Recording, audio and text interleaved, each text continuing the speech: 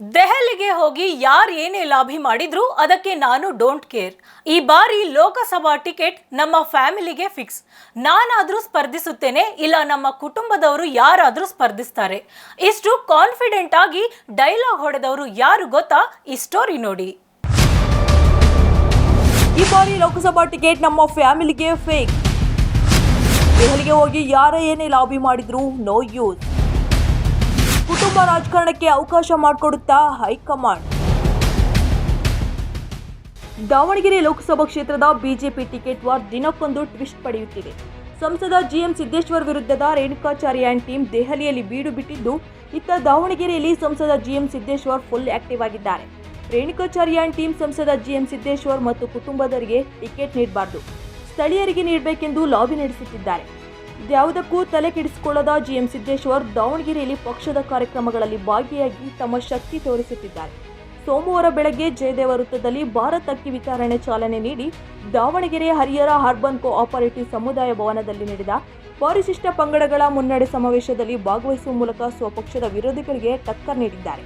ಏನ್ ಸರ್, ನಿಮ್ಮ ವಿರುದ್ಧದ ಟೀಮ್ ದೆಹಲಿಗೆ ಹೋಗಿ ಕೂತಿದೆ ಅಂತೆ. ಸಂಸದ ಜಿಎಂ ಸಿದ್ದೇಶ್ವರ್ ಹೇಳೋದು ಹೀಗೆ. ನಾನು ಟಿ ವಿ ನೋಡ್ತಾ ಇದ್ದೀನಿ, ಯಾವಾಗ ಅನ್ಸುತ್ತೆ ಫಸ್ಟ್ ಇದು ಫೋನ್ ಮಾಡ್ತೀನಿ. ನಾನು ಏನು ನೋಡಿ, ನಮ್ಮ ಕುಟುಂಬದ ಯಾರಿಗಾರ ಕೊಡ್ತಾರೆ, ಅದು ಕೇಂದ್ರ ಸರ್ಕಾರದ ಅಲ್ಲ, ನಮ್ಮ ಪಾರ್ಟಿಯ ಅಧ್ಯಕ್ಷರು ಮತ್ತು ಮೋದಿಜಿಯವರು, ಅಮಿತ್ ಶಾ ಅವರ, ಯಡಿಯೂರಪ್ಪನವರು ಮತ್ತು ನಮ್ಮ ಅಧ್ಯಕ್ಷರಾದಂಥ ವಿಜಯೇಂದ್ರ ಅವರು ಬಿಟ್ಟಂಥ ತೀರ್ಪು ಯಾರಿಗೆ ಕೊಟ್ಟರು ಭಾರತೀಯ ಜನತಾ ಪಕ್ಷಕ್ಕೆ ನಾನು ಕೆಲಸ ಮಾಡ್ತೀನಿ. ನನಗೆ ಕೊಟ್ಟರು ಮಾಡ್ತೀನಿ, ನನಗೆ ಕೊಡದೇ ಇದ್ರೂ ಮಾಡ್ತೀನಿ. ನನ್ನ ವಿರುದ್ಧ ಯಾರೇ ದೆಹಲಿಯಲ್ಲಿ ಕುಳಿತು ಪಿತೂರಿ ನಡೆಸಿದ್ರು ನಾನು ಡೋಂಟ್ ಕೇರ್.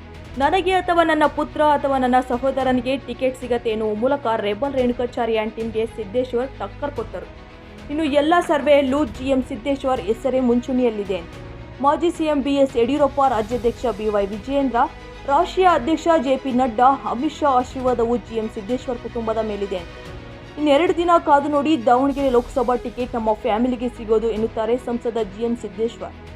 ನಾನು ಹೇಳಿದ್ನಲ್ಲ, ಚರ್ಚೆಗಳು ಆಗ್ತವೆ, ಆಗಲ್ಲ ಅಂತೇನಿಲ್ಲ.